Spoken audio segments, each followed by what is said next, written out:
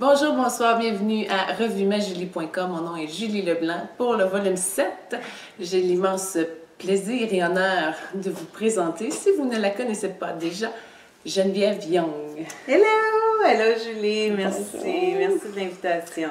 En fait, merci d'être venue chez moi. Oui, c'est ça. Merci d'avoir accepté l'entrevue. On va faire un petit topo de Geneviève parce qu'on va arriver pourquoi c'est aussi extraordinaire, toutes ces belles aventures.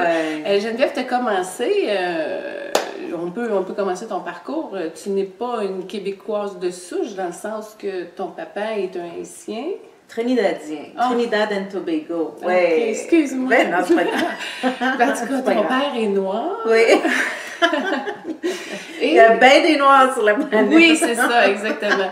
Mais ils ont eu une relation maritale avec une femme blanche. C'est ça. Mon père est né à Trinidad and Tobago, a décidé d'aller, en fait, vivre son grand rêve qui était de devenir un chanteur. Puis il est parti de Trinidad en 1965 pour aller à Washington, D.C. Ah.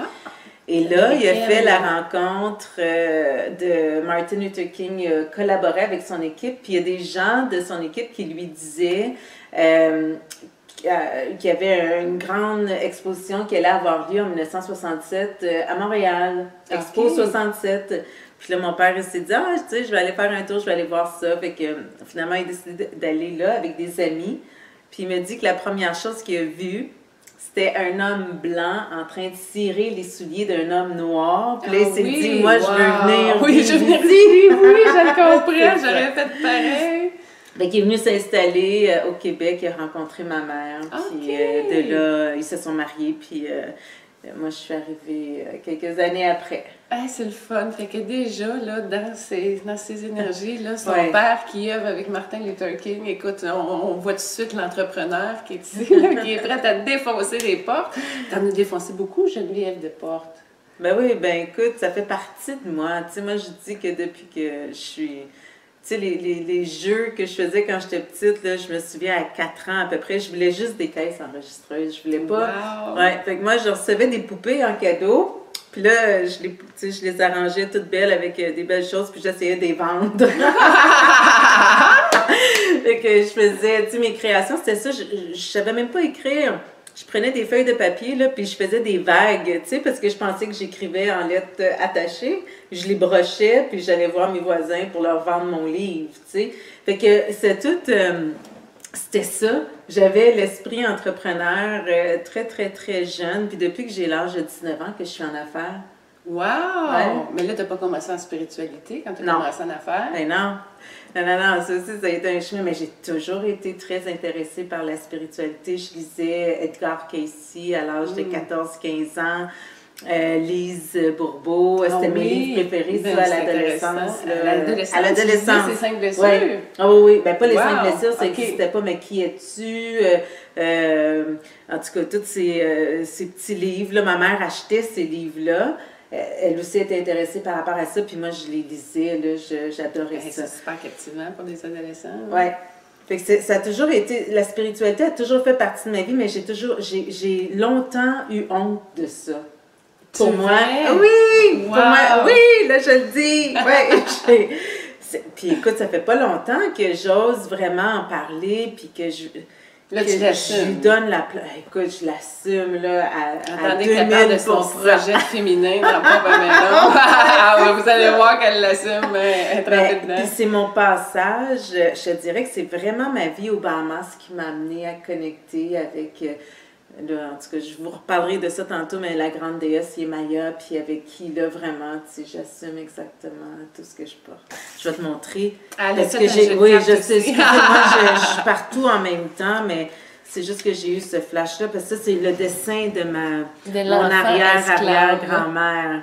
Wow. C'est elle que j'ai dessinée ici. Fait que dans le fond, tu as des visions, puis tu les dessines. Oui. Fait qu'elle est poète et dessinatrice. Et puis, cette femme-là, en fait, elle a continué à faire des cérémonies à la lune, à rassembler les femmes à Trinidad, toutes les femmes de son quartier, pour continuer de célébrer, puis puis honorer, puis aussi croire que la vie de ceux et celles qui viendront après sera plus libre et plus émancipée. Fait qu'elle a réussi déjà à ne plus être esclave à un moment donné. Elle a été affranchie, c'est pour ça que j'appelais ça poésie d'une affranchie. Elle a été, Fait qu'elle est affranchie, elle a franchi tout le monde. Mais... Elle a une petite carte Oprah. On va ouvrir le volet Oprah. Alors, comment ça que tu as Oprah dans ton jeu? Je me demande bien pourquoi. En fait, parce que c'était mon grand rêve de la rencontrer. Et parce que je l'ai rencontrée. Et parce que je l'ai rencontrée à 2 reprises. Mais la première fois que je l'ai rencontrée, puis si vous avez vu, elle a comme une flamme. Pour moi, après la rencontre avec elle, j'étais dans l'avion avec mon amie Catherine. J'allais m'endormir, puis c'est comme si j'ai eu un rêve éveillé. Puis je me suis vue, en fait, j'ai vu que j'avais une torche dans les mains, puis que j'étais allée m'allumer sur la flamme d'Oprah.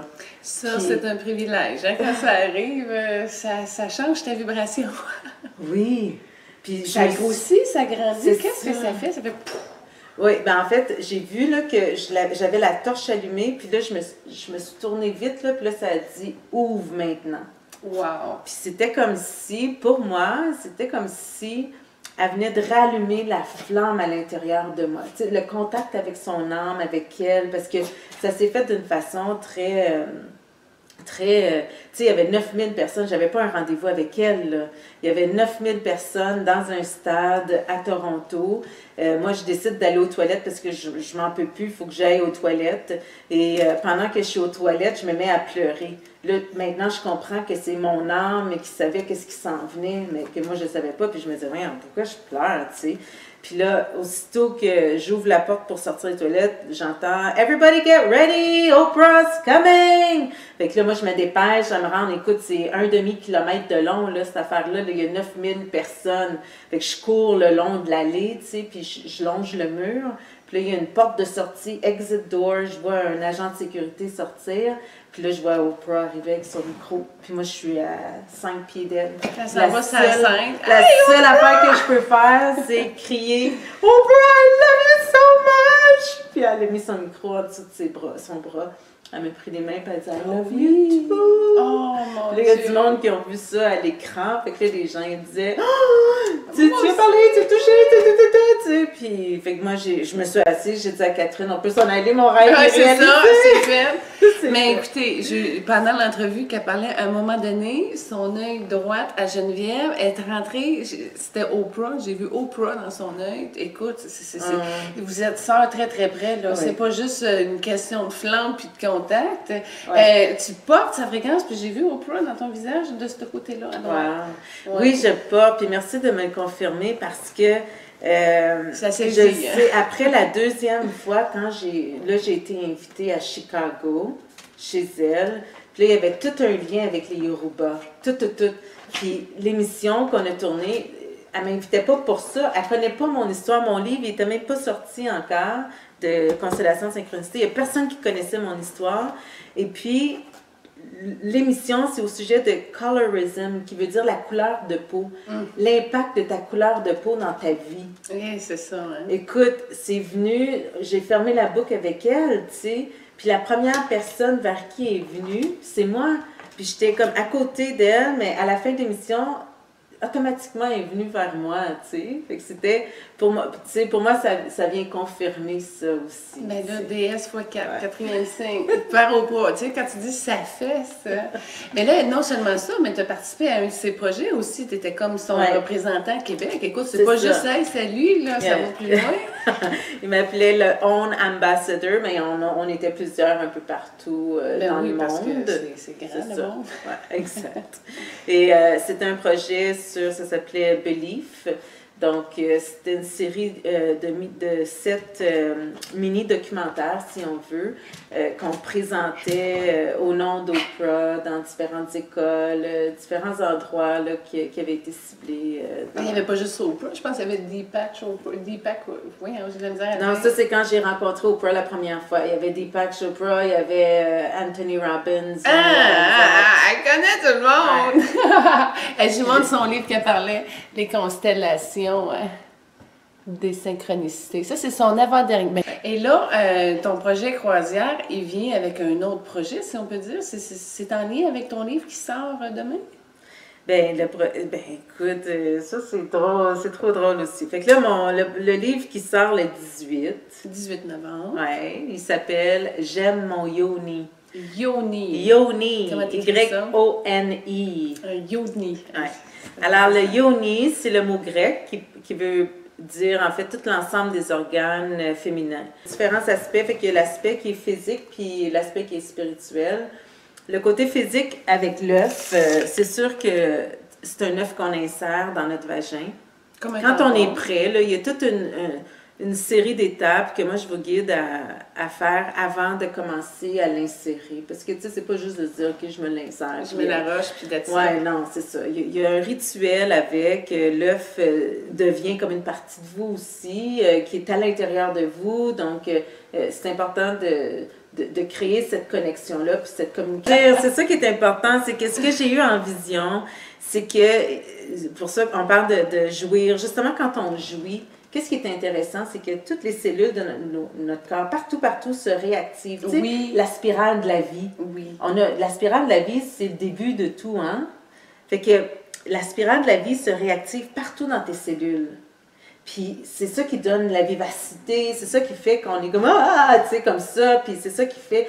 Fait que l'œuf, tout de suite après avoir joui, c'est intéressant de se le mettre aussi à l'intérieur du vagin parce qu'il va venir aider à réactiver puis à maintenir ça, puis lui aussi, il va s'activer. Fait que je te dis, c'est vraiment le fun, puis si tu es en panne d'énergie ou tu as l'impression, mais tu remets ton œuf, puis ça vient faire, tu médites avec, puis ça réactive toutes tes cellules internes. C'est magnifique. Ces beaux pamphlets qui viennent d'arriver, ces croisières séminaires, tisseurs et tisseuses d'humanité. Et là, regardez, Sainte-Lucie. Je vois pas bien, là. Oui, non, c'est ça. On va en Guadeloupe, Sainte-Lucie, Barbade, Grenade, Saint-Vincent, Martinique et Trinidad and Tobago. Wow! Ouais. Fait que là, vous faites toute cette croisière-là. Ça dure combien de temps? 2 semaines? Non, c'est 1 semaine. C'est 8 jours. Fait qu'on on chôme pas. À tous les jours. On regarde les pamphlets, nous autres, c'est captivant. Ouais. Le prix avec boisson, pas de boisson, en avant, balcon, hublot, intérieur. Où est-ce qu'on trouve tes pamphlets, Geneviève? En fait, il est sur mon site internet, Voyage Ubuntu. Là, le même pamphlet est là aussi. Fait que les gens peuvent même aller le voir en direct. Hey, c'est incroyable. Les dates sont déjà prises. Alors, on parle du mois de février. Non, tu sais pas aussi c'est quoi cette histoire-là. C'est que moi, j'avais eu l'inspiration de le faire le 20-02-2020. Fait que je voulais faire ça le 20-02-2020. Dans 2 ans. Puis là, c'est en 2020. Et puis là, la dame, elle me dit, c'est pas possible, Geneviève, on n'a pas de croisière pour ces dates-là, tout ça. Fait qu'elle dit, mais je pourrais te proposer le 02-02-2020. J'ai dit, c'est parfait, je vais prendre ça, c'est parfait, tu sais.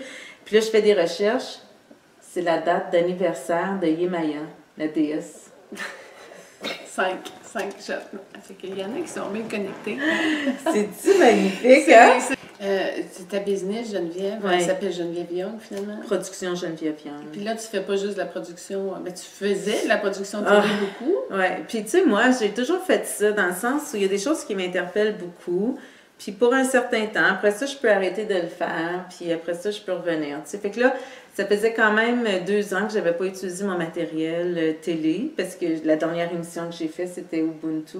Cette semaine, j'ai fait un tournage, ça va être annoncé très, très bientôt, avec Chantal Lacroix. Fait que tu sais, je me disais, elle a tout ce qu'il faut. Moi, j'avais rien. Fait que moi, je m'occupais plus du contenu, puis elle, c'est plus de la production. Fait que c'est parfait, tu sais. Puis je me dis, si un jour j'ai un autre projet télé, mais si j'ai besoin de racheter puis revoir mon équipe, ce sera parfait aussi. Mais tu sais, je garde pas plein d'affaires juste pour garder plein d'affaires. Je fais circuler, puis en même temps, je sais que ça va toujours revenir parce que j'aime communiquer, mais j'aime communiquer ce qui m'habite puis ce qui me fait vibrer. J'aime pas communiquer n'importe quoi, tu sais. Non, mais on voit l'authenticité, c'est clair.